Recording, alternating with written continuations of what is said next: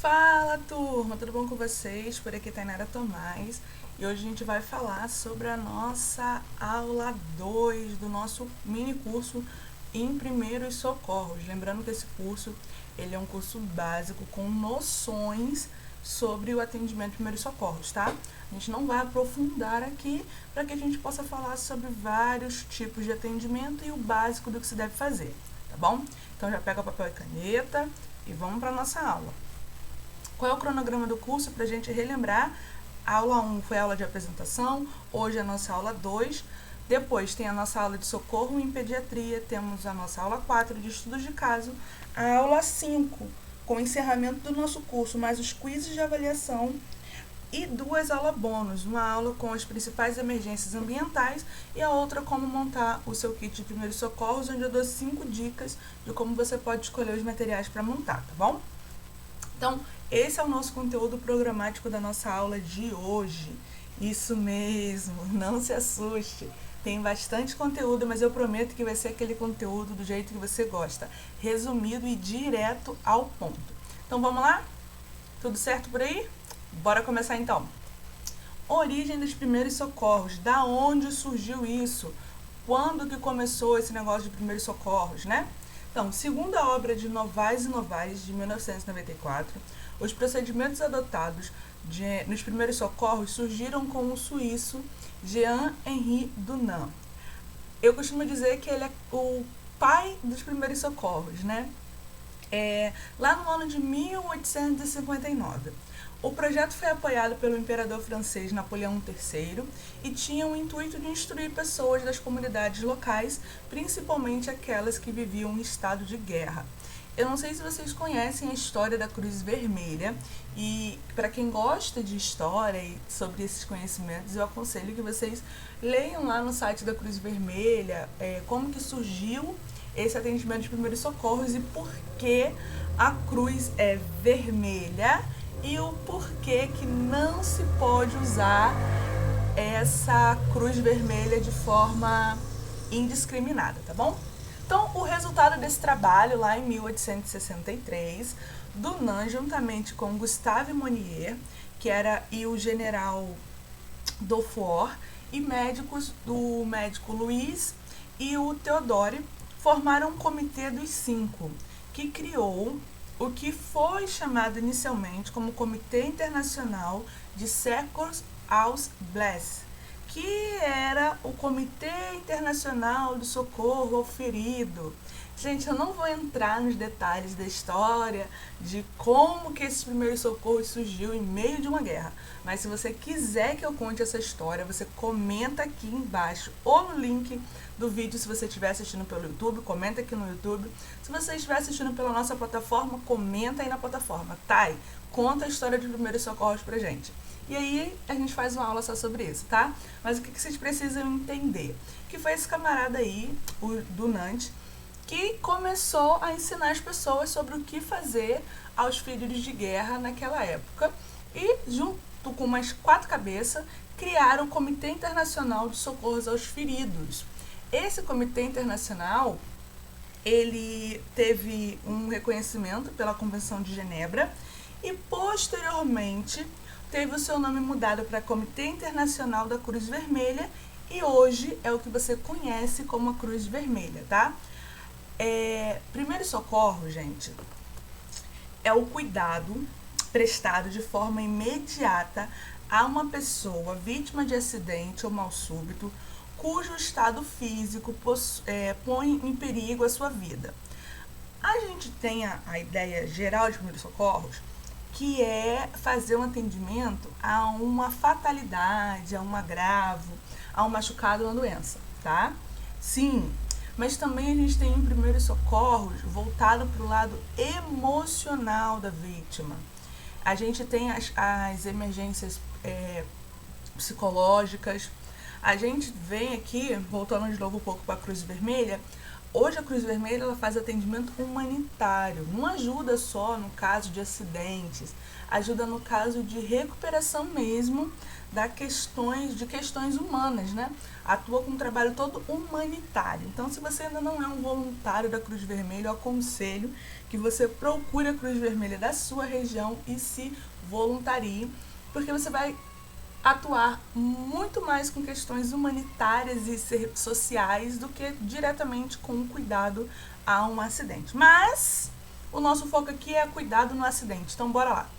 Então, novamente, podemos definir primeiros socorros sendo os cuidados imediatos que devem ser prestados rapidamente a uma pessoa vítima de acidente ou de mal súbito, cujo os estados físicos põem em perigo a sua vida, com o fim de manter as funções vitais e evitar o agravamento de suas condições, aplicando medidas e procedimentos até a chegada da assistência qualificada.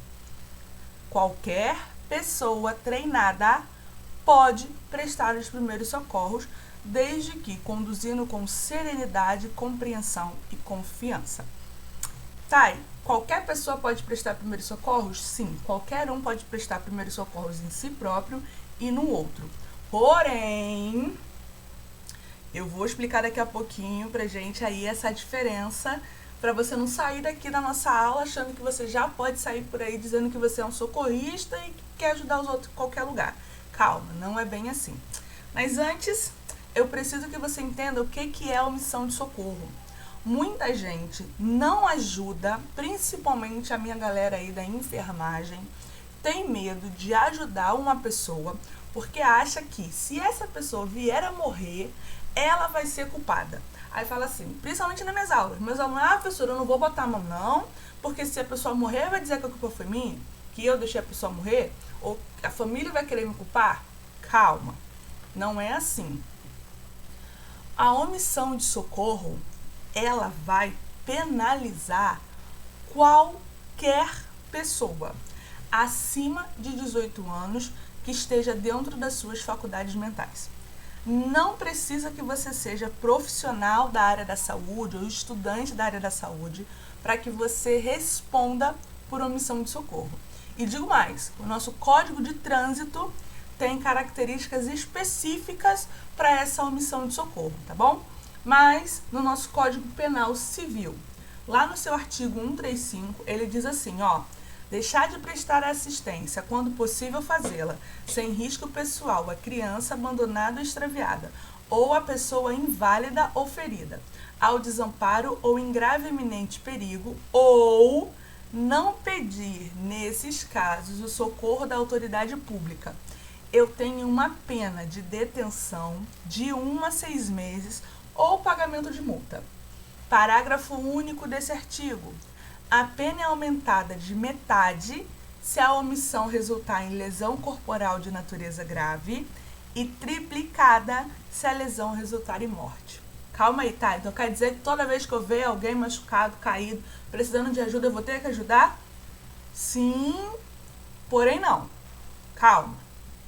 Se você souber o que fazer e tiver condições de fazer, sem colocar a sua vida em risco, nem a vida da pessoa em risco, ou seja, você tem conhecimentos técnicos, teóricos, práticos, tem equipamento de proteção individual, uma luva, uma máscara, sabe o que fazer e não faz, ou pior, nem sequer solicita ajuda para fazer, você vai ser enquadrado na omissão de socorro. Agora, se você tem os conhecimentos, mas você não se sente capaz de realizar o atendimento, porém, você solicita ajuda das autoridades, você já não pode ser enquadrado na omissão de socorro. Quando que é? Resumindo, quando você pode fazer, tem tudo para fazer e você não faz nada. Gente, primeiros socorros vai além de pegar na vítima propriamente dito. Quando você sinaliza o local, quando você liga para o SAMU, para o Corpo de Bombeiros, você já está iniciando o cuidado de primeiros socorros. Quando você conversa com a vítima e você pede para ela que mantenha calma, por exemplo, você já está iniciando o cuidado de primeiros socorros. Quando você afasta as pessoas em volta do acidente, você já está fazendo primeiros socorros.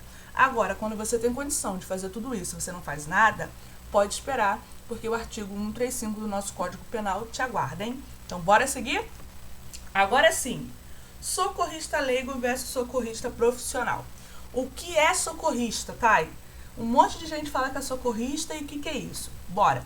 De acordo com o dicionário, o termo socorrista significa pessoa com competência para prestar o primeiro socorro em caso de acidente. Ótimo! Então, qualquer pessoa que tenha competência para prestar o socorro é um socorrista, certo? A American Heart Association, a AHA, ela classifica esses socorristas em 3 categorias. Eu gosto de falar que quando você realiza atendimento de primeiros socorros, você não é um socorrista, você é um prestador de primeiros socorros, para não confundir. O socorrista leigo, de acordo com a American Heart, é uma pessoa que presta socorro, mas que nunca teve nenhum treinamento. Então, vamos lá. Você tá aí na tua casa, do nada, a sua vizinha entra em trabalho de parto. Você nunca teve treinamento nenhum sobre aquilo da vida, ligou pro pessoal do SAMU e enquanto o SAMU tá chegando, o atendente lá tá falando com você o que você fazer. Você tá prestando socorro ali para aquela pessoa, certo? Sim, neste momento você é um socorrista leigo, porque apesar de nunca ter tido nenhum treinamento, você está prestando o primeiro socorro para aquela emergência. Outro socorrista que a American Heart dá pra gente é o socorrista leigo treinado. O que é esse? É vocês que estão aqui do outro lado da telinha comigo. É o socorrista que passou por treinamento mínimo para saber o que fazer diante de uma situação de emergência. Claro que uma aula online não vai te habilitar profissionalmente para sair por aí prestando socorro.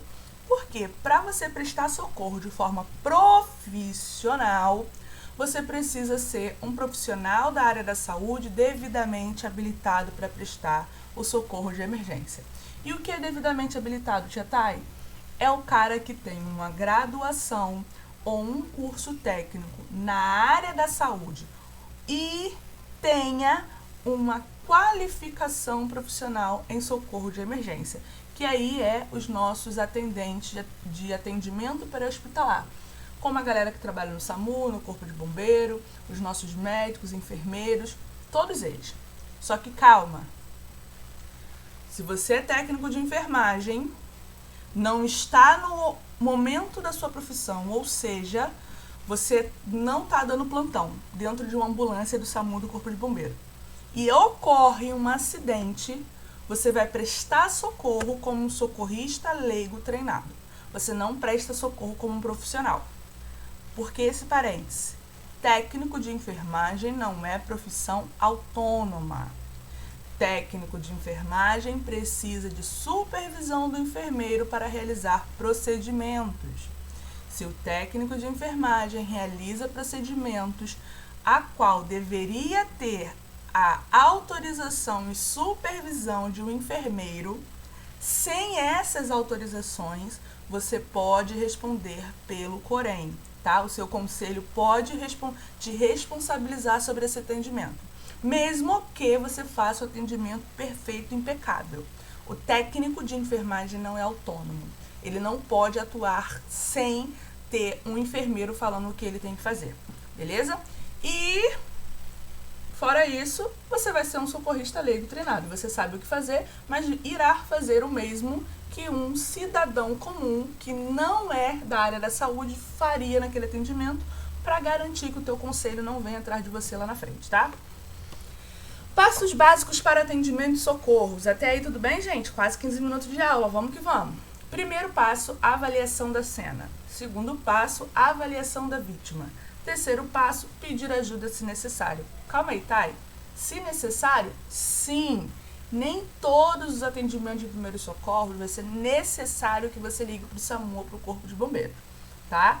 Mas a maioria do que vamos aprender aqui hoje, sim, você vai precisar de pedir ajuda. Mas, por exemplo, na nossa aula 3, que é a aula onde a gente fala em pediatria, tem alguns procedimentos que você vai poder realizar em casa e não necessariamente precisa ligar para o SAMU. tá bom? Então vamos embora. Primeiro passo, avaliação da cena.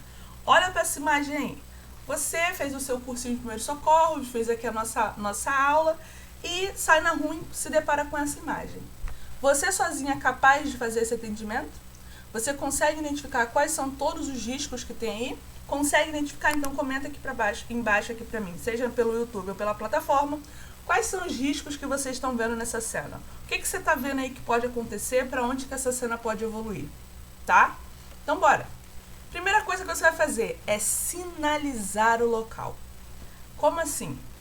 Quando você sinaliza que ocorreu um acidente ali, você evita que novas vítimas surjam. Então, por exemplo, durante o dia, se for um acidente que envolva carro, moto, bicicleta, tá na rua, você vai utilizar alguma coisa, no mínimo 100 metros da ocorrência, para colocar aquilo ali, para identificar que tem aquele acidente. Eu vejo muita gente, por exemplo, que o carro fura o pneu e a pessoa coloca o triângulozinho 2 passos atrás do carro. Se alguém vem dirigindo atrás, não dá tempo de frear. Você tem que colocar no mínimo 100 metros daquela ocorrência, para dar tempo do motorista que está atrás visualizar que ele precisa frear e que o veículo consiga frear a tempo, tá bom? E aí, se for de noite, você vai utilizar algum tipo de lanterna ou alguma coisa refletiva para fazer a sinalização de que à frente eu tenho um acidente, tá bom? Nunca pare o seu veículo sobre a faixa para sinalizar, pois é comum outras colisões. Não é para você parar o seu carro atravessado na rua para sinalizar que ele tem um acidente. Você vai colocar alguma outra coisa, porque quem está vendo de longe está vendo um carro só parado. Não está sinalizando que esse carro não vai entrar em movimento. E aí isso pode ocasionar uma colisão, tá? Agora, quando eu tenho um triângulo refletivo, quando eu tenho alguém com a bandeirinha acenando, a pessoa já fica atenta, aquele carro que está parado ali está me indicando que teve um acidente, porque tem uma pessoa ali sinalizando, tá bom? Peça ajuda para o sistema de emergência local. Você precisa saber se na sua região atende o SAMU, o Corpo de Bombeiros, se é um serviço de socorro próprio da sua cidade, tá? E informe sobre a cena. Você precisa dizer, no mínimo, essas 3 informações. Primeiro, o número de vítimas aproximado. Quantas vítimas você está conseguindo ver ali? Segundo, a localização exata da ocorrência. Não adianta falar que foi na rua X, perto de uma casa amarela, que isso não vai ajudar a ambulância, o socorro chegar, tá? Precisa que você mande uma localização mais próxima possível, com o mais fácil acesso para aquela ambulância. E os recursos necessários. Tá, como é que eu vou saber o que o pessoal do socorro vai precisar de usar? Calma, recursos necessários, gente, é assim, o carro bateu no poste e tem um fio solto, tá? Então, o que acontece? Vou precisar desligar a rede elétrica. O carro bateu e tá derramando um negócio ali que parece gasolina. Então, além de chamar o SAMU, também preciso acionar o Corpo de Bombeiros. Então, porque às vezes vocês só falam quando o SAMU ou o bombeiro chega, vê que precisa acionar outros serviços. O carro bateu, quebrou, a gente está sentindo vazamento de gás. Às vezes tem gás encanado, a gente consegue pedir para a empresa desligar o gás daquela região. Bateu no cano de água, consegue pedir para a empresa desligar a água daquela região, tá? Esses são os recursos necessários que a gente precisa informar. Cuidado com locais de violência urbana. Alô, galera, Rio de Janeiro, hein? Com vítimas de arma de fogo ou outras agressões, principalmente brigas de família, brigas relacionadas a futebol, essas coisas, o atendimento só pode ser realizado quando os agressores não estiverem mais no local e, de preferência, com a chegada das forças de segurança. Por que você vai esperar para poder atender essa vítima? Porque o primeiro mandamento do socorrista se você assistiu na nossa aula de apresentação, o primeiro mandamento do socorrista é primeiro eu. Você não pode colocar a sua vida em risco, tá? Então, se a pessoa sofreu uma agressão e você acha que o agressor pode estar ali próximo ainda, você não vai tentar salvar ela antes da polícia estar ali próxima, porque precisa garantir a sua integridade. Depois da sua integridade é quem está te ajudando naquele socorro. Depois seria quem está ali em volta vendo aquele acidente. E por fim a vítima. A vítima sempre já é vítima, gente. Nesse caso ela vai ser a última a você fazer a intervenção. Porque se você se ferir durante o atendimento, você deixa de atender outras pessoas naquele local, tá bom? Não retire a vítima do local sem mobilização, a não ser que exista risco eminente. E esse eu deixo bem claro para a galera que já fez algum treinamento presencial e sabe o mínimo para retirar uma vítima em situação de risco eminente. Porque entre deixar a pessoa morrer e possivelmente agravar uma lesão que pode existir, eu vou optar pela segunda opção. Mas isso não quer dizer que qualquer coisa seja motivo para me retirar a vítima do local, tá? Então, por exemplo, teve um tempo aqui que teve um acidente, um entregador de fast food aí caiu e tava com a mochila nas costas ainda no asfalto, um sol quente. Cara, dava pra tirar a mochila dele. Corta a alça da mochila e tira a mochila. Pelo menos ele não vai ficar com aquele peso nas costas. Ah, tava um sol quentão, arrasta o menino pra sombra? Não. Arruma uma tenda, um guarda-sol, um pano, para evitar o sol direto por cima dele. Não precisava arrastar ele dali, tá?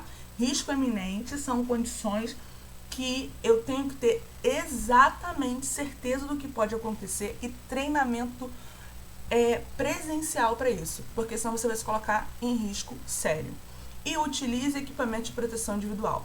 Sempre que você não tiver a sua luva, a sua máscara, você não vai encostar naquela vítima.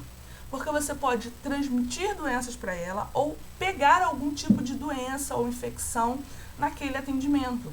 E aí, se eu tenho risco à minha saúde, a cena para mim não é segura. E se a cena não é segura, eu não inicio o atendimento. Beleza? Segundo passo, agora sim, vamos para a avaliação inicial da nossa vítima. Tudo certo até aí? Tá anotando? Bora! Primeira coisa, a gente vai começar com os agravos, o agravo mais grave, literalmente, que é a nossa parada cardiorrespiratória. A parada cardiorrespiratória, a famosa PCR, ela é definida como ausência da atividade mecânica cardíaca compatível com a vida e que é confirmada pela ausência de pulso central, ausência de responsividade e apneia ou respiração agônica. Tá, você falou tudo, eu não entendi nada. Bora. Uma vítima que não respira e não responde, o prestador de primeiro socorro já inicia a RCP, que é a reanimação cardiopulmonar. Só que aqui é só para você ter uma noção do que é uma parada cardíaca. Porque a gente tem o nosso curso de primeiro socorro, o nosso curso de suporte básico de vida, onde lá a gente só fala sobre o atendimento a PCR e a utilização do DEA. Mas para você entender, nem toda parada cardíaca o coração está literalmente parado. Como vocês podem ver nas imagens de eletrocardiograma aí abaixo, eu tenho 4 casos em que a vítima não vai ter pulso, a vítima não vai respirar, porém o coração dela ainda está tendo algum tipo de movimentação. Mas o passo a passo para saber o que fazer, intervir de forma mais ampla, a gente aprende no nosso curso de SBV, tá bom? Identificar uma pessoa caída no chão que eu chamei, ela não me respondeu e eu estou olhando e ela não está respirando. E agora, o que eu faço? Você vai usar a cadeia de sobrevivência da American Heart Association. E aí aqui eu tenho a cadeia para adulto e a cadeia pediátrica. Primeira coisa, acionar o serviço médico de emergência. Gente, não adianta. Se a pessoa não está respirando, a pessoa não te responde, você não vai conseguir fazer milagre. Você tem que chamar o SAMU ou o Corpo de Bombeiros para te ajudar, certo? Depois, iniciar uma RCP de alta qualidade, fazer compressões boas e ventilação se você souber, tá? Usar o DEA, sempre que estiver disponível. Desfibrilador externo automático é de uso para qualquer pessoa da população. E daí para frente a gente já vai para os cuidados que é feito com profissionais, que seria a levada dessa vítima para o hospital e os cuidados pós-PCR até a recuperação. Na cadeia de sobrevivência pediátrica, eu já tenho primeiro, antes de acionar ajuda, a prevenção. Vocês vão ver na nossa aula de pediatria que dá para evitar que essa criança entre numa parada cardiorrespiratória. Então, o que eu faço? Evito. No adulto, eu já não consigo evitar, tá bom? Depois que, caso essa criança entrar, eu vou fazer o acionamento do serviço médico de emergência, boas compressões. Opa, tá, cadê o DEA?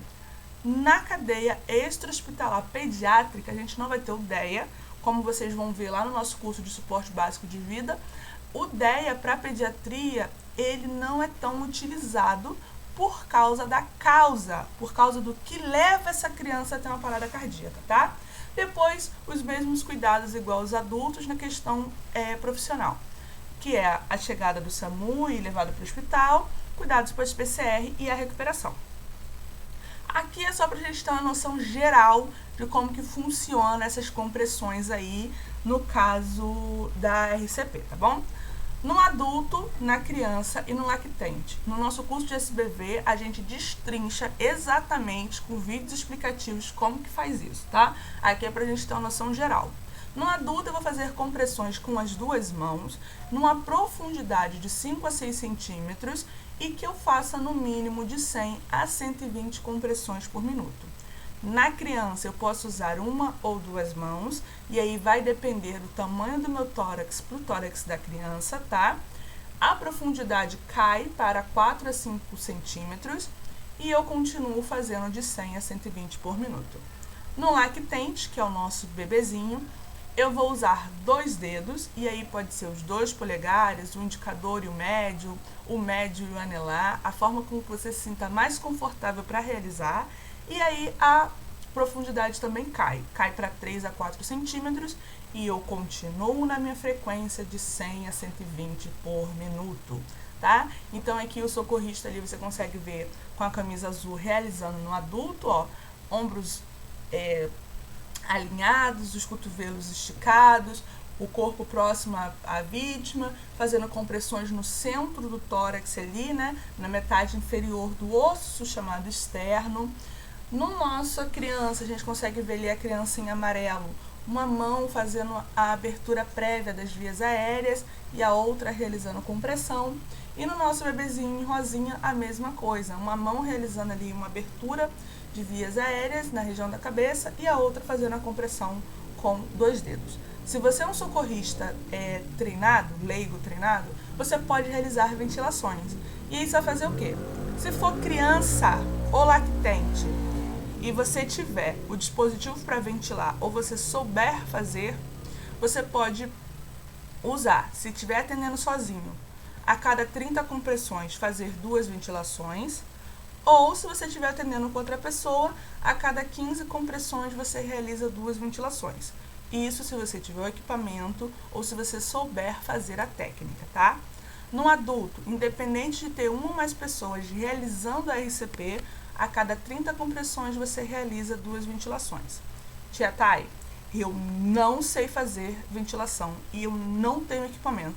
Ou eu até tenho aqui um equipamento, um AMBU, um BVM, mas não faço ideia como é que usa. O que eu faço? Apenas compressões de 100 a 120 por minuto, beleza? Então, bora! Obstrução de vias aéreas por corpo estranho, o famoso engasgo.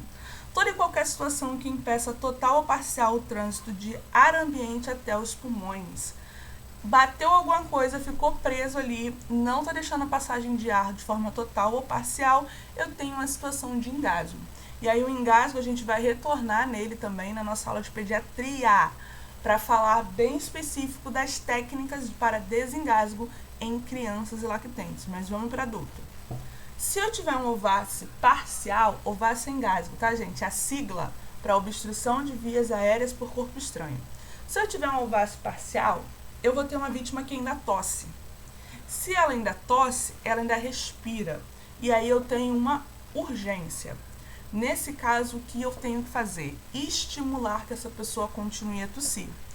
Thay, como assim? A pessoa está tossindo e eu vou falar para ela continuar a tossir? Sim, porque a tosse é um mecanismo natural de defesa do seu corpo. Então, eu não preciso fazer nada. Eu posso pedir que a pessoa incline o corpo um pouco à frente e continue a tossir. Nesse momento, se eu der água, farinha, banana, pão, eu posso fazer com que essa pessoa broncoaspire. Ou seja, com que o alimento ou líquido que eu dei para ajudar ela a desengasgar seja aspirado para dentro dos pulmões.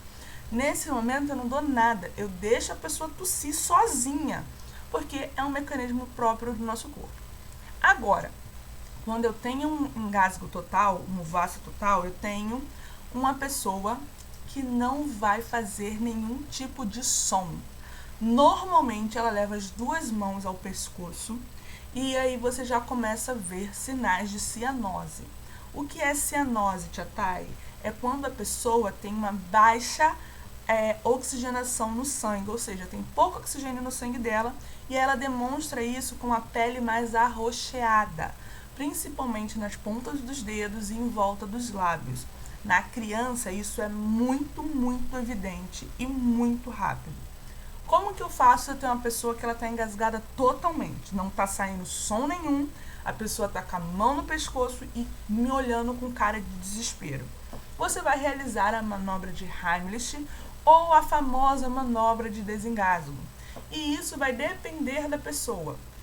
Primeiro aqui, na nossa primeira foto aqui no cantinho, ó. A manobra de Heimlich ou manobra do desengasgo, no adulto, eu vou me posicionar atrás dele ou fazer um movimento de J. Aonde que eu coloco essa mão? Você botar uma mão fechada entre a cicatriz umbilical e o processo xifoide. Tia Thay, que nome difícil. É simples. Vai passando a mão no meio do seu tronco aí, você vai sentir um ossinho, vai descendo, vai descendo. Você vai sentir que ele tem uma pontinha, que é onde termina a sua caixa torácica. Essa pontinha ali a gente chama de processo xifoide, tá? Então você vai colocar a mão dali até entre esse ponto e a cicatriz umbilical com a sua mão fechada, a outra mão por cima e vai fazer um movimento de J invertido, puxando para dentro e para cima, para dentro e para cima, até que essa pessoa desengasgue. É importante também que você tenha uma boa base, ou seja, você esteja com suas pernas muito bem apoiadas atrás dessa vítima, para que, caso ela venha desmaiar, você não caia junto com ela, tá bom?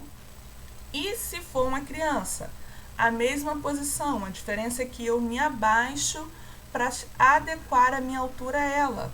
E se for uma gestante, não tem como apertar na barriga, onde eu vou apertar?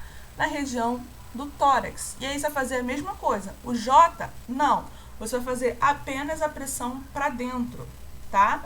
E se for bebezinho, a gente vai falar sobre essa manobra aqui do bebê na nossa aula de pediatria e retornamos também com a manobra para criança. Tá, e essa pessoa deitada aqui com as duas mãos bem em cima da barriga dela? Esse tipo de compressão eu só faço se a minha vítima estiver consciente. A vítima caiu no chão, eu não consigo levantar essa vítima, nem que seja as costas dela, para me apoiar por trás, para realizar a compressão abdominal, mas ela ainda está consciente, ou seja, ela ainda está acordada. Eu posso fazer essa compressão abdominal. E aí é simulando J, gente, para dentro e para cima, no mesmo lugar que eu colocaria a minha mão se essa vítima estivesse em pé. Atenção, apenas se a vítima estiver consciente. Por que consciente? Porque na hora que você colocar a mão, ela vai contrair o abdômen e isso vai evitar com que ela tenha uma lesão interna na hora que você fizer a manobra. Se a vítima estiver inconsciente ou impossibilitada de responder seus comandos, você vai fazer compressões no tórax igualzinho você faz na RCP, tá bom? Dúvidas? Se tiver dúvida, coloca aí no comentário, ou na caixinha da nossa plataforma, ou no comentário do YouTube. Seguindo, acidente vascular cerebral, o famoso AVC ou AVE. O que é isso? Ele ocorre quando eu tenho um problema na irrigação sanguínea no cérebro que causa a morte da célula, que faz que partes ali do nosso cérebro parem de funcionar devidamente. Eu tenho dois tipos de AVC, ou AVE, né? O isquêmico, que é quando eu tenho um bloqueio por um coágulo que evita que o sangue passe, e o hemorrágico, que é quando eu tenho uma ruptura de algum vaso e aí o sangue extravasa para fora das veias, das artérias, e também vai fazer com que chegue pouco sangue naquela região do cérebro, tá? Thay, eu consigo saber se foi isquêmico ou hemorrágico só de olhar para a vítima? Só se você tiver visão de raio-x, amado. Se você não tiver visão de raio-x, você vai ver alguns sinais clássicos de que a vítima possivelmente está em um quadro de AVC. O que vai diagnosticar esse AVC é um exame de imagem, tá? Quais são os sinais clássicos? Boca torta, perda de força, dificuldade de fala. 75% das vezes em que a vítima apresenta algum desses sinais, ela está positivo para AVE, ou seja, ela está num processo de acidente vascular cerebral, tá? Porém, não é cartela do bingo, como eu costumo falar com os meus alunos. Não precisa que ela tenha todos esses três sinais, para que você ligue para o SAMU e transporte essa vítima para o pronto atendimento mais perto, tá? Então, como é que eu faço uma avaliação? Primeiro, eu vou pedir para essa pessoa dar um sorriso e só um lado do rosto dela mexe. Um lado da boca dela já não mexe, ela está completamente paralisada de um lado ou com o lábio, um lado da boca dela caído mesmo. Eu peço para essa pessoa me abraçar ou levantar os braços e aí ela também não consegue, tá? Ela não consegue manter os dois braços ou apenas um dos braços elevado. E eu peço para ela cantar uma música ou falar. E aí ela também não fala, ou fala enrolado, ou fica só me olhando. Se algum desses sinais aparecer, eu tenho uma urgência. Aí eu preciso ligar para o SAMU e encaminhar essa vítima o mais rápido possível para um pronto-socorro. Como é que eu faço para não esquecer? Use a sigla SAMU. Eu peço para a vítima sorrir, abraçar e cantar uma música. Se algum desses três ela não consegue realizar, eu tenho uma urgência. Importantíssimo! Anote a hora do início dos sintomas. Depois, não ofereça líquidos nem alimento. Para que esse negócio de botar sal embaixo da língua, de dar água com açúcar para a vítima. Não faz isso. Tem momentos certos e atendimentos certos para você poder fazer isso, tá? Se a vítima estiver inconsciente, mas está respirando, ou seja, desmaiou, mas está respirando, coloca essa vítima em posição lateral de segurança, que é a nossa PLS, para colocar ela deitada de ladinho, tá? Essa posição a gente vai ver na nossa aula de pediatria. Vai colocar ela deitada de ladinho enquanto você aguarda a chegada do socorro. E se a vítima não estiver respirando, entrar em apneia, ou seja, desmaiou e parou de respirar, tá? E o que eu faço? RCP. Inicia a manobra de RCP e aguarda a chegada do socorro, tá bom? Crise convulsiva. Primeiro, crise convulsiva é um sintoma, tá? Não é uma doença. A doença ou patologia se chama epilepsia, tá bom? A crise convulsiva pode ser desencadeada por N fatores. Na nossa aula de pediatria, quando eu falar de febre, a gente vai relembrar a crise convulsiva de novo, tá? O que é uma convulsão? É um distúrbio que se caracteriza pela contratura muscular involuntária de todo o corpo ou de parte dele, provocada por um aumento excessivo da atividade elétrica em determinadas áreas cerebrais. Novamente, a crise convulsiva é um sintoma, tá? Não é porque a pessoa teve uma convulsão que ela é epilética, beleza? Então, o que eu faço em caso de convulsão? Primeiro, mantenha calma. Segundo, cuide da segurança da vítima. Então, eu começo a afastar coisas que estejam próximo para evitar que ela bata nessas coisas. Vou também afrouxar as roupas da vítima, retirar os anéis, se tiver, colar, pulseira, relógio. Vou cronometrar o tempo em que a crise está durando. Normalmente dura de 2 a 5 minutos, tá? Vou colocar um apoio embaixo da cabeça dessa vítima, pode ser um travesseiro, uma almofada, uma camiseta dobrada, para evitar com que ela bata direto no solo. Se possível, eu vou colocar ou o rosto da vítima para o lado, ou o corpo inteiro da vítima para o lado. Não segure a vítima em hipótese alguma. Vítima adulto, convulsionou, tenta colocar o rosto para o lado e se conseguir, coloca a pessoa toda de lado. Que aí aquela salivação que está saindo ali, que vocês olham e parece que a boca da pessoa está espumando, não vai causar um engasgo na minha vítima, tá? Tenta colocar o rostinho dela pro lado ou o corpo todo. Se você tentar segurar, ela vai se machucar, tá? Não é para jogar água na vítima também e não é para pôr nada na boca da vítima. Não tem como engolir a língua. Você só vai engolir a língua se você cortar um pedaço dela e aí você engolir. Se ela estiver presinha como tem que estar, não dá para engolir. No máximo, fazer uma obstrução de vias aéreas, porque ela sobe ao céu da boca e aí bloqueia a passagem de ar. Mas quando você coloca a cabeça da vítima de lado, você evita com que isso aconteça, tá bom? Síncope e pré-síncope. Síncope é o termo técnico para chamar desmaio. É como a gente chama de desmaio. Então, eu tenho o pré-desmaio e o desmaio propriamente dito. A síncope, ela é caracterizada por uma perda temporária da consciência que também está ligada a uma perda de postura. A gente tem muitas pessoas que estão deitadas quando levanta, dá o teto preto, né? E aí sente aquela sensação de desmaio. Isso é uma característica clássica, porque você faz uma movimentação muito rápida e o sangue naquela região ali do cérebro não chega com tanta frequência, com tanta velocidade, e aí causa esse pequeno desequilíbrio, tá? O que eu faço em caso de pré-síncope? Pré-síncope é aquela pessoa que ela já está sentindo que ela vai desmaiar. Tem algumas pessoas que ela fala assim, meu Deus, eu vou desmaiar agora, estou sentindo que eu vou desmaiar. O que eu posso fazer? Manobras de contrapressão. Essa manobra, ela tem que melhorar esse sintoma entre 2 a 5 minutos. Se não melhorar, já aciona o serviço médico de emergência, tá bom? Como é? Como na primeira imagem, faz um cadeadinho com as mãos e pressiona puxando uma mão contra a outra. Pode cruzar as pernas ou pode também se abaixar. Quando você faz isso, você eleva o fluxo sanguíneo para a região cerebral e ajuda a oxigenar o cérebro e melhorar essa sensação de desmaio. Ótimo. Fiz, a vítima passou. Beleza. A vítima desmaiou, tá aí. E agora? No caso de síncope, eu vou avaliar a vítima e acionar o serviço médico de emergência. Primeiro, a vítima está com pulso e respirando? Tá, eu não sei ver pulso. A vítima está respirando? Sim. Coloco essa vítima virada em posição lateral de segurança, ou seja, eu coloco ela deitada de lado. Por que deitada de lado? Para melhorar a respiração dessa vítima. Uma pessoa deitada em decúbito dorsal, ou seja, barriguinha para cima, é ruim de respirar. Então, eu coloco ela de lado para melhorar a respiração e fico ali monitorando enquanto o serviço médico de emergência chega.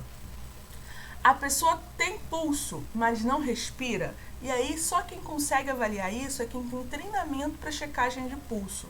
Porém, a gente já está tirando isso do protocolo, que na hora da emergência, se você botar o dedo no asfalto, como diz o meu querido diretor da Sobrasa, você colocar o dedo no asfalto, você vai sentir pulso. Então, a gente só foca mais em estar respirando ou não estar respirando.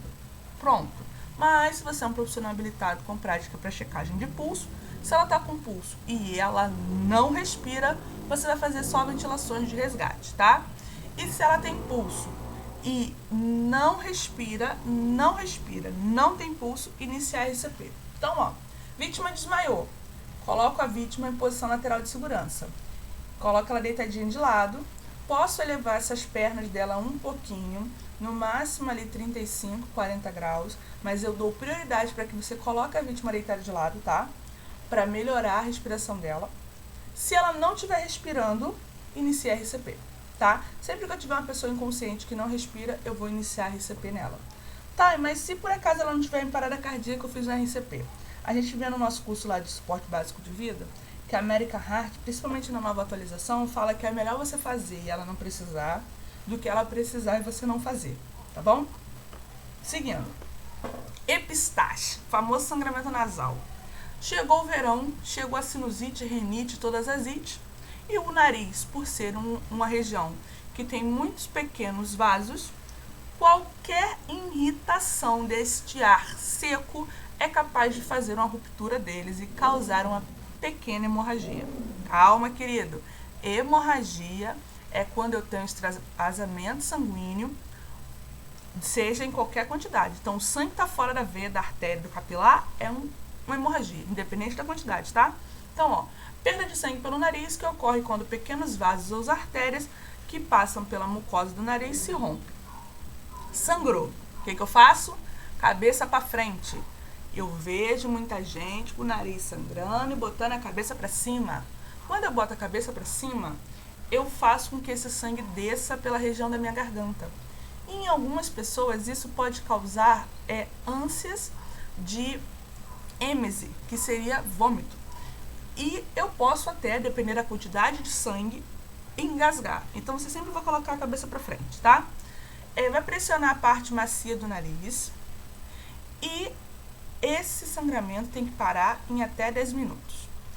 Colocou a cabeça para frente, pressionou a pontinha do nariz e tem mais de 10 minutos que esse sangramento não para, leva para o pronto-socorro. Porque esse vaso que foi rompido, ele já é um vaso com um calibre maior. Porque normalmente quando é um vaso simples, um vaso pequeno, quando você fizer essa pressão, ela vai fazer o coágulo e vai parar de sangrar, tá? Outra coisa que você pode fazer também é na região ali, mais ou menos entre as sobrancelhas, levemente fazer uma compressinha gelada. Mas cuidado, compressa gelada em criança com hipotermia, tá? Pode jogar uma aguinha gelada nessa região, porque o gelo faz vasoconstrição, ou seja, ele diminui o calibre do vaso e aí pode auxiliar também a que cesse esse sangramento. Então, inclina a cabeça para frente, prende a pontinha do nariz e aguarda. Em até 10 minutos esse sangramento tem que passar. Afogamento. O que é afogamento? Afogamento é a aspiração de líquido não corporal por imersão ou submersão. E aí a gente tem a cadeia de sobrevivência do afogamento. Primeira coisa, afogamento é um incidente, então eu consigo evitar, tá? Primeira coisa que eu vou fazer é prevenir, evitar que isso aconteça. Depois, reconhecer um afogado e pedir para ligarem para o 93. Fornecer flutuação para evitar que esse afogado submersa, né, fique submerso. Remover da água se for seguro para mim. E por fim, o suporte básico de vida, se for um profissional da área da saúde habilitado em suporte básico de vida em afogamento, ou um leigo treinado em suporte básico de vida em afogamento, e levar essa vítima para o hospital se necessário, tá? Mas como primeiros socorros, o que a gente vai fazer? Primeiro, pedir ajuda para outra pessoa que esteja próximo ao local, para que ambas possam prosseguir com o atendimento de socorro. Enquanto um está diretamente na vítima, o outro vai pedir auxílio ao corpo de bombeiros. Se não tiver corpo de bombeiros na sua região, pede auxílio ao SAMU, tá? Tá, mas só tem eu e a vítima. Coloca o telefone no viva voz e vai fazendo os próximos passos. Entrar na água vai ser a sua última opção e você só vai cogitar nessa opção se for uma piscina e se você souber nadar, porque caso contrário você vai se afogar junto com a vítima, tá? Você vai focar em fornecer algum material para que essa vítima flutue, tá bom? Outra coisa, as dicas que eu estou dando aqui, o enfoque maior é ambientes domésticos, ou seja, aquela piscininha ali da tua casa, a piscininha ali no local onde você está fazendo uma recreação, até porque piscina em ambiente não doméstico precisa de uma pessoa chamada guardião de piscina, que é o cara que está ali para evitar que o afogamento aconteça, que é o cara que está ali caso o afogamento venha acontecer, que ele saiba o que fazer, porque ele é um profissional devidamente habilitado, tá bom? E na praia, Thay? Na praia eu tenho o corpo de bombeiros. E se não tiver o corpo de bombeiros, eu vou acionar o corpo de bombeiros e aí eu sigo os cuidados básicos como eu faria no meu ambiente doméstico. A diferença é, na praia, eu não vou atrás da vítima no mar, tá? Quem vai lá buscar ela é o corpo de bombeiros. Na piscina, se eu souber nadar, tiver conhecimento da piscina, ou seja, eu sei a profundidade, eu sei nadar, eu tenho algum treinamento prático para isso, eu até posso cogitar a ideia de entrar para tirar essa pessoa, tá? Se não, você vai entrar, você vai se afogar junto com ela, beleza? Então, ó, fornece material flutuante para que a pessoa que está se afogando consiga ficar com o rosto para fora da água. Então pode ser uma garrafa de plástico vazia, uma prancha de surf, um material de isopor, alguma coisa de espuma, que aí ela vai segurar, vai conseguir tirar o rosto de dentro da água e aí já vai diminuir a agitação dessa pessoa. Tentar realizar o socorro sem entrar na água. Caso a pessoa se encontre a menos de 4 metros de distância, é possível estender um galho, um cabo de vassoura e jogar uma corda Entretanto, se a vítima estiver a mais de 4 metros de distância, você pode jogar uma boia com uma corda e segurar na extremidade oposta. Quando a vítima está próxima, é importante oferecer sempre o pé ao invés da mão, pois com a água e o nervosismo a vítima pode puxar a pessoa para dentro da água. Gente, você oferece a mão se for seguro para você. Se não, você vai jogar alguma outra coisa para essa pessoa segurar, para você tentar literalmente pescar ela de dentro da água.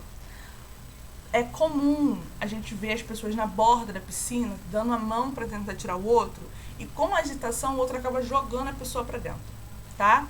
Então, ofereça outro recurso para que você consiga puxar essa pessoa para a borda, para que ela consiga sair, tá bom?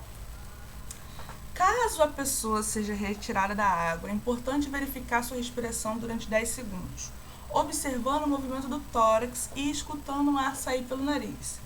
Se estiver respirando, é importante deixar essa pessoa deitada de lado até que os profissionais cheguem no local, tá? Então, retirei a pessoa de dentro da água, eu preciso ver o quê? Se ela respira e se tem espuma saindo da boca dela, tá? Coloca ela deitada para a direita. Coloca a pessoa deitada para a direita. E deixa ela deitadinha ali até a chegada do corpo de bombeiros. Porque o corpo de bombeiros vai conseguir avaliar essa vítima para ver a necessidade dela precisar passar por um acompanhamento médico ou não. Porque se ela aspirou muita água, a água foi para dentro do pulmão. E aí eu preciso ir no médico, né? Ir até o pronto-socorro para iniciar os cuidados para esse tipo de acidente, tá bom? Se a pessoa estiver consciente, sem sintomas, somente com uma tosse ou com presença de espuma na boca, é recomendado observar a respiração, pedindo para a pessoa deitar de lado e se manter aquecida, relaxada e calma até a chegada dos bombeiros ou do SAMU. Então, ó, a pessoa sai da água, tá tossindo, uma tosse seca, ou não tá tossindo, mas tá com aquela espuma branca mesmo saindo da boca, uma respiração um pouco mais lenta, pede para ela deitar de ladinho, fica calma, aquece essa pessoa e espera chegar o bombeiro, tá bom? Novamente, porque eles vão avaliar se essa pessoa vai precisar passar por um médico ou não. E se a vítima não estiver consciente? Conseguimos tirar o camarada de dentro da água, mas ele está desmaiado e não respira. E agora? E aí, se está desmaiado e não respira, é importante você iniciar uma massagem cardíaca na vítima. TAI, RCP de afogamento e RCP de uma parada cardíaca proveniente de um infarto são a mesma RCP? Sim, porém não. No afogado, eu tenho uma característica clássica, que antes de fazer a compressão, eu faço ventilações de resgate. E aí, novamente, eu digo, se você é treinado, você passou por um treinamento presencial, você vai saber fazer boas respirações de resgate, boas ventilações de resgate e vai saber o que fazer. Quando você não tem treinamento presencial, no momento em que você liga para o Corpo de Bombeiros do SAMU e explica a situação, lembra lá do nosso primeiro passo? Eu tenho uma vítima afogada, a gente conseguiu tirar ela dentro da água, ela não está respirando, e o que eu vou fazer? Eles vão te orientar por telefone o que fazer. E aí pode ser que você faça apenas compressões ou que você faça compressões com ventilações, tá? Mas isso vai depender do seu grau de treinamento, beleza? Seguindo. Queimadura. O que é uma queimadura? É toda lesão provocada pelo contato direto com a fonte de calor ou frio, produtos químicos, corrente elétrica, radiação ou até mesmo alguns animais ou plantas. A queimadura ela vai ter a sua classificação de acordo com o tipo do contato e de acordo com o grau da sua lesão, tá bom? Então, eu tenho, de acordo com o grau da sua lesão, primeiro grau, segundo grau e terceiro grau. No primeiro grau, é uma queimadura superficial, no máximo ela vai deixar uma vermelhidão no local. No segundo grau, ela já apresenta bolhas, que é o famoso flictema no termo técnico. Então, eu vou ter vermelhidão e a presença de bolhas. No terceiro grau, eu posso ter a abertura de crateras, ou seja, feridas, literalmente. Posso ter osso exposto, eu posso ter a parte de necrose, tudo isso pode ter, tá bom? Então, eu vou classificá-la de acordo com o grau da lesão e de acordo com a fonte que realizou a queimadura. Se foi uma fonte térmica, uma fonte química, tá? Ou uma fonte elétrica. O que eu faço em caso de queimadura? Primeiro, retiro a fonte de calor de perto, se seguro para mim. Lavo com água corrente em temperatura ambiente por cerca de 20 minutos. Tá, e não tem como lavar, o que eu posso fazer? Compressa com água em temperatura ambiente por cerca de 20 minutos. Vou remover anéis, colares, joias e roupas que não estejam aderidos na pele da vítima. Principalmente essas questões de anéis, colares e joias, porque após a queimadura, a região queimada e as regiões próximas vão causar um edema, que é um inchaço. E aí anel, por exemplo, queimadura muito comum na mão, né? No braço, um anel, uma pulseira, pode formar um famoso garrote. E aí prender a circulação naquela região. Então, se tiver, retira, tá? Cobrir a área queimada com curativo seco antiaderente. A depender da quantidade de área queimada, você pode cobrir com plástico filme. E porque ele é antiaderente ali, tá? E um curativo seco. Quando você cobre, ela vai diminuir também a questão relacionada à dor no local, tá? Prevenir a hipotermia na vítima. Se for uma queimadura grande, você teve que molhar boa parte do corpo daquela pessoa, agasalha ela e leva para o hospital, porque ela vai precisar fazer reposição de líquidos, tá bom?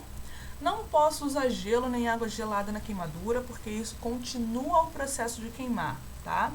Não devo estourar as bolhas em casa, em hipótese alguma. Tá, a bolha estourou sozinha, ótimo. Agora, você provocar com que a bolha estoure, não faz isso, pode dar uma infecção. E não aplicar pomada, nem creme, nem pasta, manteiga, nem fórmula caseira, tá? Você só vai aplicar qualquer tipo de medicamento na queimadura quando você tiver a receita, a prescrição médica. Porque a pele é o maior órgão do corpo humano em extensão.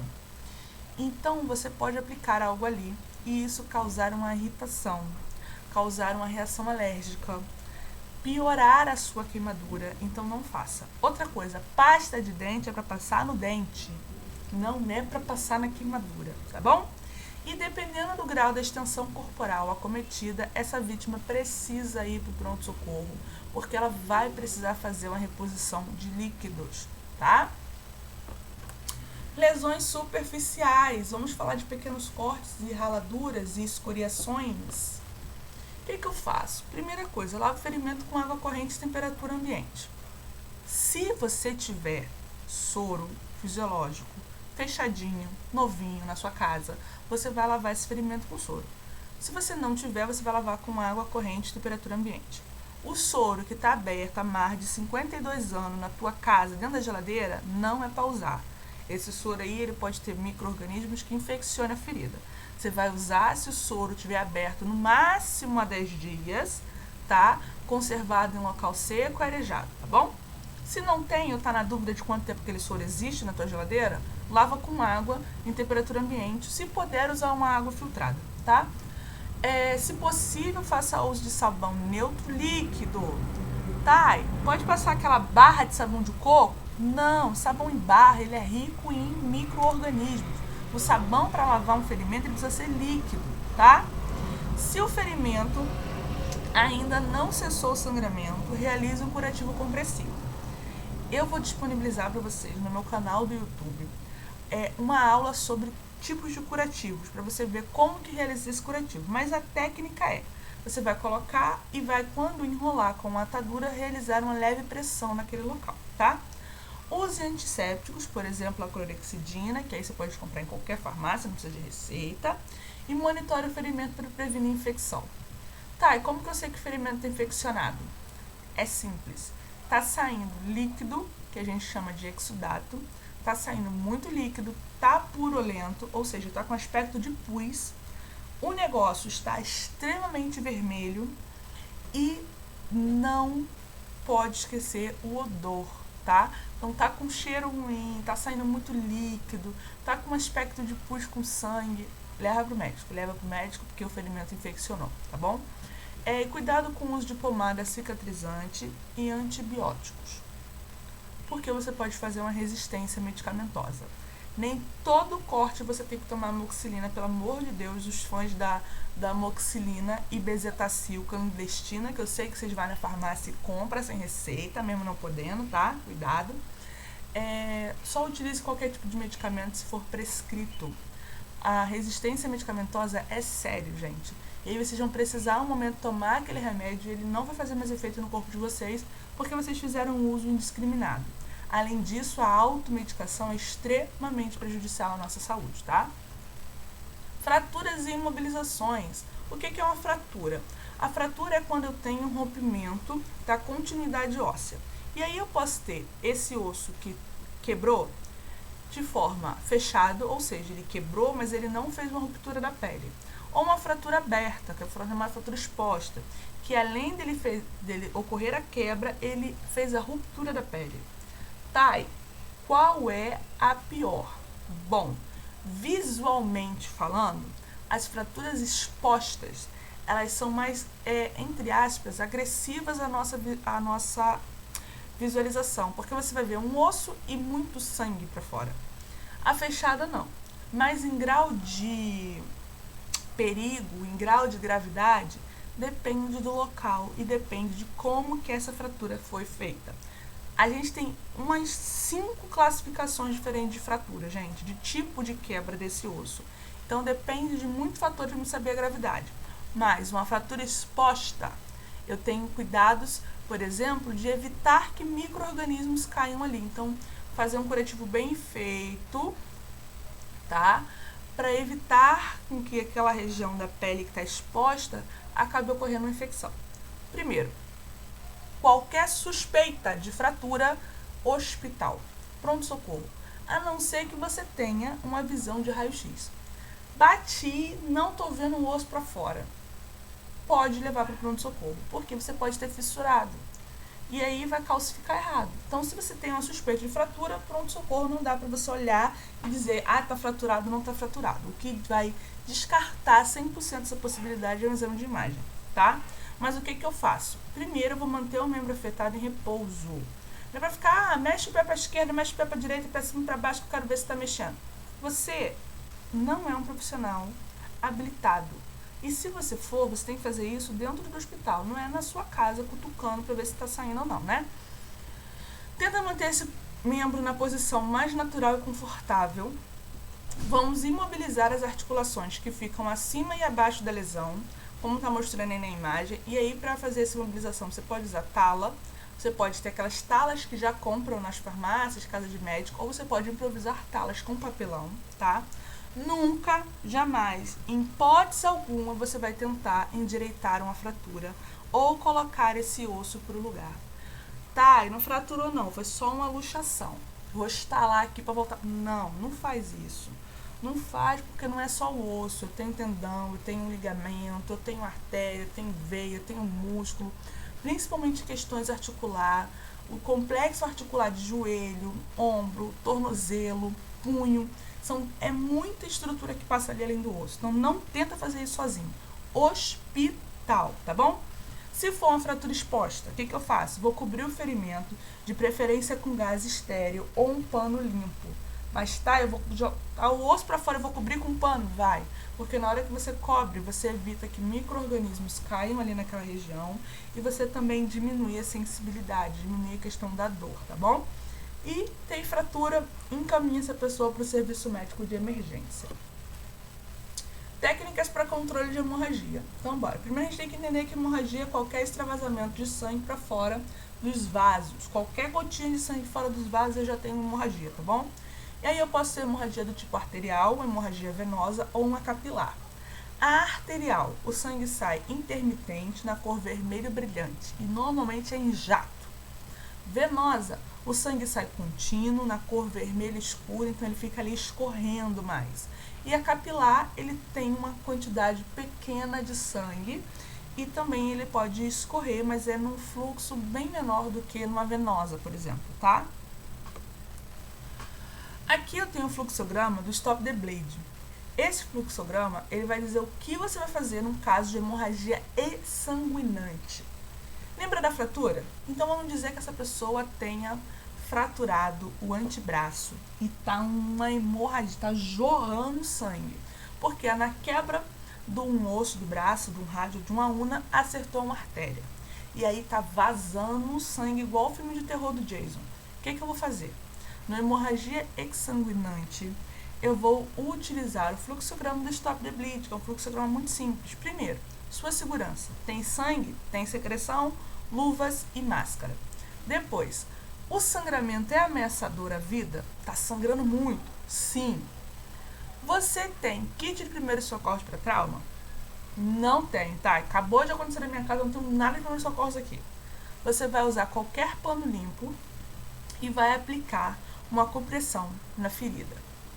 Calma. Se eu tenho um osso quebrado, eu não vou comprimir em cima do osso. Um osso quebrado, eu vou usar o outro lado do fluxograma.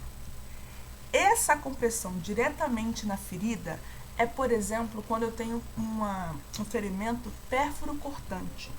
Então, eu furei o braço, eu furei a perna em algum canto e está jorrando sangue dali, tá? Agora, quando eu tenho uma ferida que está no braço ou na perna, eu preciso usar um torniquete. Se eu não tenho um torniquete disponível, eu posso utilizar um agente hemostático, gás comum ou pano limpo. Se eu não tenho nada disso, gente, o pano mais limpo que tiver perto de você. Pode ser a sua camisa, se ela for a coisa mais limpa que tiver. Você vai colocar em cima da região e vai fazer pressão por no mínimo 10 minutos, tá? E se você tiver um torniquete, você vai aplicar um torniquete. Nada de torniquete improvisado. O Stop the Bleed, ele não recomenda essa prática de torniquete improvisado.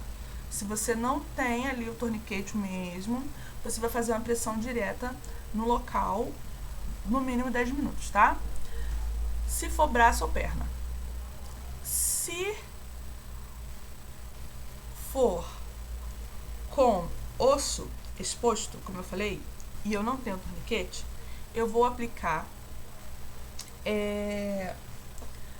qualquer coisa que eu consiga fazer esse sangramento parar. Então, vamos imaginar aqui uma situação. Primeira situação, a pessoa caiu, quebrou a perna, tá sangrando muito. Eu tô vendo um osso exposto. Eu não posso pressionar em cima desse osso diretamente. Então, o que eu vou fazer? Em volta desse osso, eu vou colocar gaze, pano limpo e vou tentar pressionar em volta ali daquela região de uma forma que ajude o sangue a ele mesmo criar uma placa de coágulo ali e parar a hemorragia.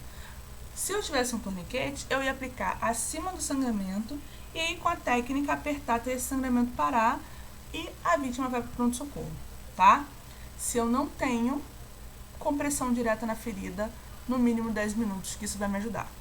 Se o sangramento for no pescoço, ombro, virilha, eu não posso passar um torniquete. Então, vou usar de novo a técnica da compressão direta na ferida.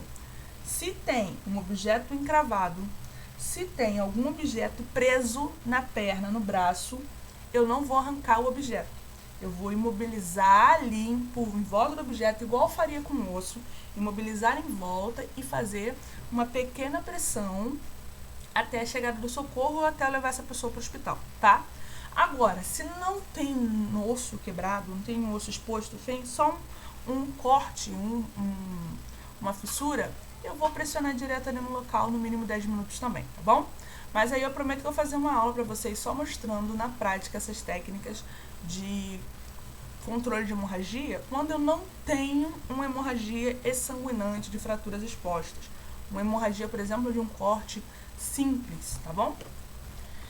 Aqui é só para vocês terem um conhecimento de alguns equipamentos que a gente tem para o controle de hemorragia. O primeiro que a gente está vendo aqui é o torniquete, tá? E aí eu aconselho que todo mundo tenha um em casa, apesar de ser caro, mas vale mais do que... é mais barato do que a sua vida, na verdade, né? Eu tenho os torniquetes juncionais, que são utilizados pelos serviços médicos de emergência. Aqui as nossas gases com agente hemostático, tá? E aí esses pozinhos, aí quando a gente coloca ali, ele consegue fazer um coágulo muito rápido. Similar àquele que a manicure usa quando a gente corta o dedo, no bife, né? Mas claro, você não vai pegar aquele pozinho para jogar em cima da ferida, tá? Eu tenho um pozinho específico para isso, que é o nosso agente hemostático. Tem as bandagens israelenses também, que são uma técnica para a gente fazer o controle de hemorragia. E as famosas ataduras, que é o que você vai ter em casa para fazer esse controle, tá bom? Terceiro passo do nosso atendimento. Então, para relembrar, o nosso primeiro passo foi fazer a avaliação inicial da cena. Depois, uma avaliação inicial da vítima. Agora a gente vai saber como pedir ajuda corretamente. Primeiro, eu tenho que diferenciar o SAMU do Corpo de Bombeiros. SAMU é uma coisa, bombeiro é outra coisa, tá? Mas quais são os pontos principais? Manter a calma. Se eu estiver sozinho, eu vou utilizar o meu celular, eu vou gritar por ajuda. Se tiver outras pessoas comigo na cena, eu vou delegar funções. Então, eu vou falar assim, você de camisa verde, liga para o 192. Ou você de camisa azul, liga para o 193.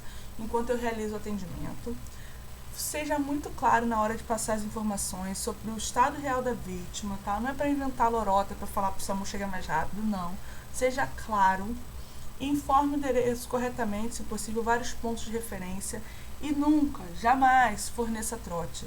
Quando você fornece um trote, você desloca a ambulância para um local que não estava precisando e alguém que realmente estava precisando fica sem, tá? Quando que eu vou ligar para 192, que é o SAMU? Quando eu tiver dor no peito de aparecimento súbito, crise convulsiva, intoxicação ou envenenamento, queimaduras graves, trabalho de parto com situação de risco, desmaio, quedas, sangramentos do tipo hemorrágico e crise hipertensiva. Quando que eu ligo para o bombeiro? Incêndio, acidente com pessoa presa na ferragem, tentativa de suicídio, choque elétrico, acidente de trânsito que envolva atropelamento, salvamento aquático, queda de altura, desabamento, deslizamento de terra, vazamento de gás, pessoas perdidas em matas e montanhas e animais e acidentes com produtos perigosos, tá? Então, são sistemas e serviços que atuam na prestação de atendimento pré-hospitalar, porém cada um tem a sua especificação, tá? O que eu preciso saber é manter a calma, pedir ajuda o quanto antes e fornecer as maiores informações sobre o que eu estou vendo ali na cena, tá bom? Então, para a gente fechar a nossa aula, a vítima não é só mais uma vítima, ela é o amor da vida de alguém. Por isso, seja para ela o profissional que você gostaria que atendesse o amor da sua vida. Na hora do desespero, na hora que a pessoa está passando por um agravo grande, né? Para ela é a maior dor do mundo, gente. Para ela, aquele dedinho que bateu na quina da cadeira é a maior dor do mundo. Então, precisa ser paciente com ela. Lembra que o cuidado de primeiros socorros ele vai além do cuidado propriamente com o ferimento, ele vai sobre o cuidado emocional também. Então, se eu já chegar no atendimento gritando, xingando todo mundo, eu não vou passar segurança para a vítima, ela não vai querer que eu ajude ela. Mesmo que ela seja alguém próximo a mim, um amigo, meu filho, meu esposo, não vai querer que eu ajude. Então, a primeira coisa, você tem que saber manter o seu equilíbrio emocional para que você possa ajudar o outro. E lembra que ele sempre é o amor da vida de alguém. Então, trata ele com carinho como você gostaria que tratassem o amor da sua vida, tá bom? Esses são os nossos protocolos e referências, que foi a American Heart Association, Sociedade Brasileira de Cardiologia, Sobras, Instituto Brasileiro de APH e Tia Thay, né? Aí embaixo vocês têm o meu contato, qualquer dúvida vocês podem mandar na descrição desse vídeo, seja no YouTube ou na nossa plataforma. Pode me chamar lá no Instagram também, @ThayResumiu. E a nossa aula termina por aqui, mas calma. Embaixo desse vídeo eu vou deixar uma apostila da Sociedade Brasileira de Cardiologia, onde ela fala sobre os atendimentos de primeiros socorros, tá? Então você pode fazer o download. Vou deixar também o link da Sobrasa, onde você pode fazer o download lá sobre cuidados de salvamento aquático, né? Primeiro socorro e salvamento aquático. E vou deixar também o nosso canal do IBRAP no YouTube para vocês também terem um conhecimento maior sobre atendimento pré-hospitalar, tá bom?